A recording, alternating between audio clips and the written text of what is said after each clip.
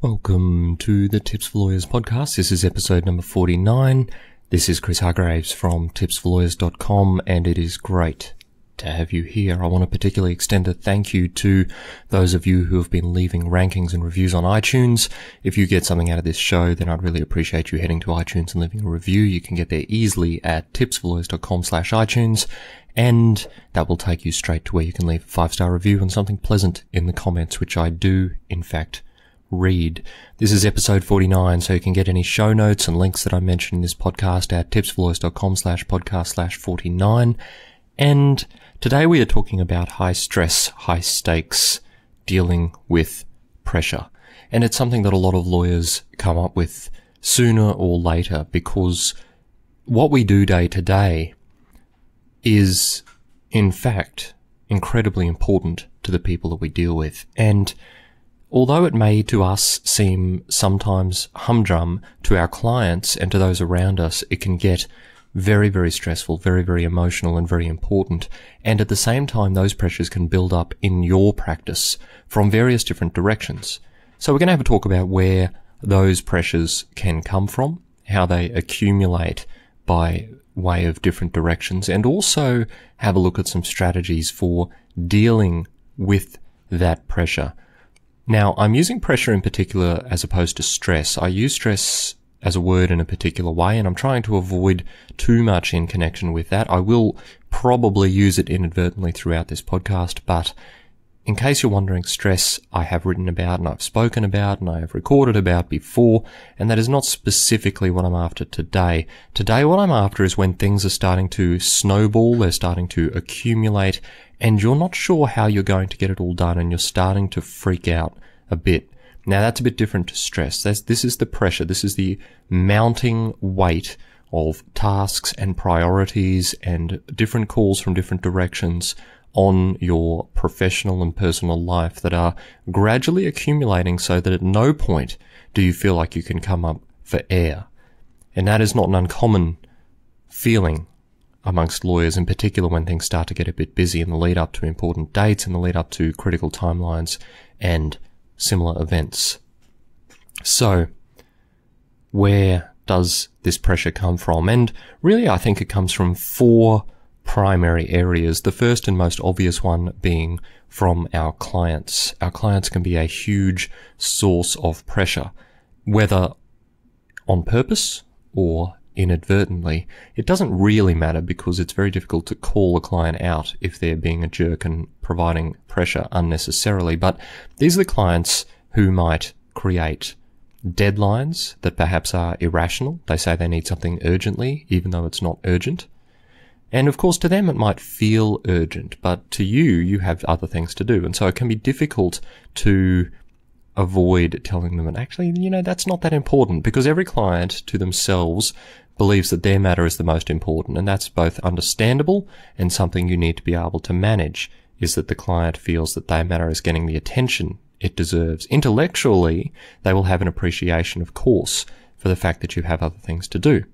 But emotionally, they will not necessarily have that appreciation. And I've spoken about that in the realms of persuasion before, which is more to do with convincing people of things, but you have to appreciate the emotional side of this from the client's perspective, and that is why they sometimes add a certain amount of pressure. Now, of course, they don't necessarily add pressure on purpose and quite so obviously as creating those sorts of deadlines. Sometimes they add pressure inadvertently, and they can do that in a number of ways. They can add pressure by not providing you all of the facts that you need. They can add pressure by not answering questions that you put to them directly, and you having to follow up, or you having to reiterate, or you having to call them. And sometimes it can feel like they're being lazy or obfuscating or deliberately ignorant in relation to what you need in order to properly discharge your job. And that's when you find yourself thinking, hang on, does this client actually want me to help them, or are they just thinking that I can magic up something without their assistance? So clients do add a lot of pressure in various different ways. And of course, the other way they can do it is they can be a particularly sympathetic client.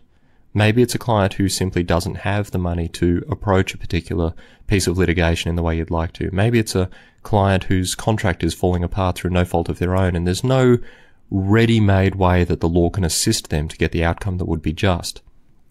So there are various ways that clients add to the pressure, but I think they are probably close to the top of the list. And the next one on the list is not too far behind, which is colleagues. And by that, I can include many different categories. Often pressure will come from above, and it will come from your partner or your supervisor or the firm management, depending on what sort of system you have. If you're in-house counsel, perhaps it will come from your corporate team. If you're in a government position, perhaps it will come from other areas in government. But by and large, your colleagues can also be a source of this pressure. And again, that can be deliberate, or at least overt, or it can be inadvertent. Sometimes colleagues don't do a job as well as you were hoping they were going to do. Perhaps they dump something on your desk at the last minute because they haven't been able to get to it, and all of a sudden you have to cancel your own priorities and attend to theirs because they weren't able to do their job in a timely fashion, or at least that's your perspective on it.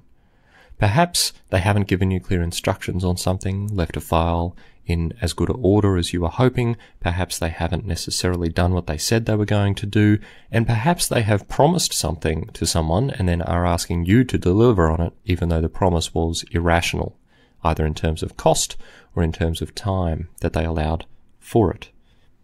And so colleagues, of course, can add a certain amount of pressure. Now, of course, there is an unspoken pressure in legal practice all the time, and I don't think it necessarily comes from your colleagues specifically, but there is an overwhelming pressure to get things right, and that is constantly present in our lives. We are often second-guessing ourselves. We are often concerned that perhaps we haven't done things quite the right way, and that pressure can start to build up over time as well, in particular as we start to build up these competing priorities and these competing stresses that build up in our lives, and they can be very hard to manage, and we're going to deal with that soon. But colleagues can be a contributor to that. If you're working for multiple partners on multiple files with multiple supervisors, it can all start to get very complicated, and the pressure can start to cause you to react in ways that aren't necessarily as productive as they ought to be. The third part of where pressure comes from is, of course, from yourself. Our self-talk, the way we view ourselves, the way we operate ourselves, the way we organize our practice, these can all affect the amount of pressure we feel on any given day. Our reactions to things can change the amount of pressure that we feel. Our ability to deal with or compartmentalize sometimes, if needed, can also affect the way we feel the pressure. So ourselves certainly add to the overall equation. And connected with that is what I'm going to call outside factors. And these are, I'm calling them outside. They're not necessarily outside of your life, but they're outside of the profession specifically. These are things like your family.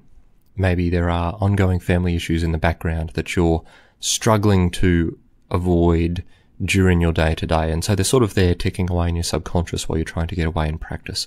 Maybe you're having relationship issues, maybe you're having financial issues, maybe you're having emotional issues, and these can start to build up as well. And they need not be at the wildly diagnosable end of the spectrum. They can just be a series of small little things.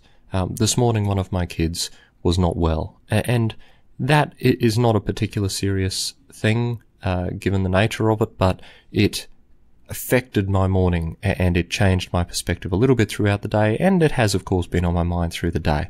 And that was not life-changing sort of events. All of that does accumulate, and if too many things start to accumulate simultaneously, then you do end up with a fair weight, a fair amount of pressure on your shoulders, and it can be hard to shift, or at least hard to deal with. So I think there are a few different strategies, and certainly I could speak for a long time on this, but I wanted to really boil it down to three main recommendations that might assist you if you're starting to feel some of what I've been describing, that weight, that pressure on your shoulders. And the first is an acceptance of the reality of it. What we try to do a lot of the time is ignore it and hope it goes away, and that's not really the best way of doing it for a few reasons. The one is then accepting it can allow you to specifically and deliberately control your reactions to it. If you can feel the pressure building and the overwhelming snowball effect starting to occur, then you can start to deal with it rationally. You can start to see your approach to things, your thought processes, your reactions in a particular way, and that is a more deliberate way. So rather than letting the snowball continue to roll and you just being oblivious to it, you can start to put the brakes on, you can start to manage it, but only if you see it coming, only if you realize it is, in fact, happening. Pretending that you're not stressed, pretending that you're not under that pressure, pretending that you can keep it all in order will also then prevent you from asking for help. It will prevent you from trying to deal with things. It will prevent you from getting home, for example, if there are family issues. If you've had a really stressful day and you get home and you're snapping at people for no particular reason other than they happen to be in the same room as you, that's you reacting to the pressure. But if you identify it, you can start to bring some control back into your life. And I think that's a useful strategy to use. I'm not saying you need to ignore the issues, but I'm saying perhaps you can explain to people that you've had a stressful day and you just want a bit of quiet time, for example. Now, the next one is connected to the first, and it is this. Only try to control the things that you can actually control.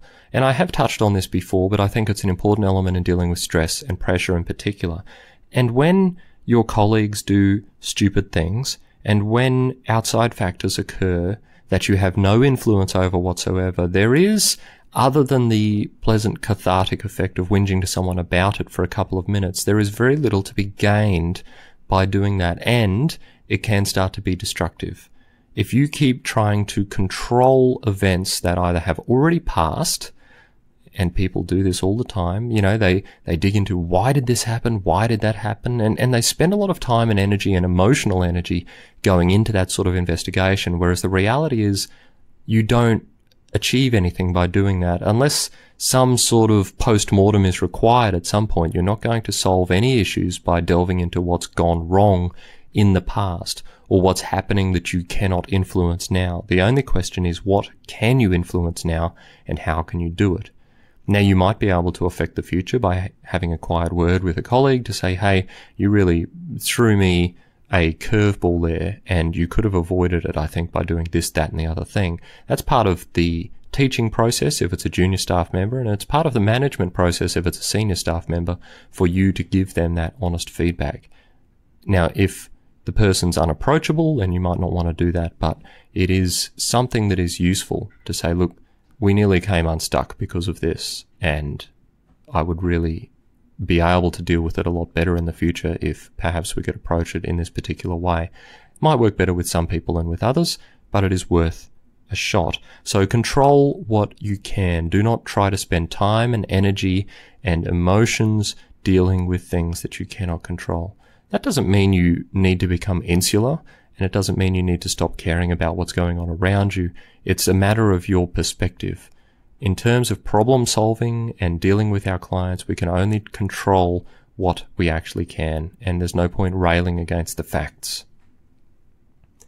The third and final one for today that I wanted to give you in terms of dealing with this pressure is this: act, don't react. And it is connected with the first two in the sense that when you have these competing pressures in particular, and when you have multiple different priorities happening at the same time, it can be very easy to dance from one thing to the other, to the other, to the other, to the other. And as a result, they all get done poorly and they all get done slowly. You really need to take a step back and, as best you can, prioritize them in terms of which is the most urgent and important. And I'm assuming everything's urgent at this point. I have done quite a lot of talking and writing in the past about urgency versus importance, but when the pressure is very, very high, it may be that the only things you have to choose from are urgent things, and that's what I'm assuming here. But by and large, they are probably not all urgent, and there will be distinguishing features that you can pick which ones to do first. Then do that one, and don't necessarily let yourself get derailed.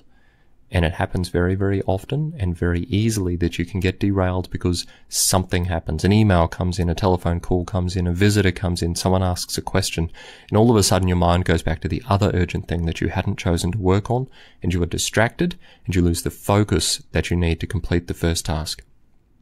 That all said, you need to also stay flexible enough that if it becomes a rational decision to reprioritize, then you can do so. Some people will blindly refuse to reprioritize and leave everyone else around them stranded.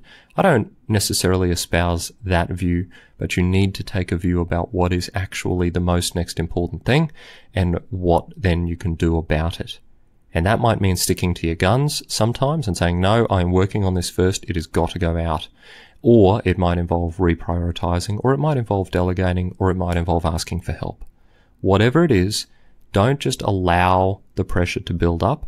Don't allow your focus to be lost in circumstances where you are under a lot of pressure. And I see this happen a lot, which is people just hit that point where they're running around like chickens with their heads cut off, and although they feel like they're discharging their job properly, they're really actually borderline out of control.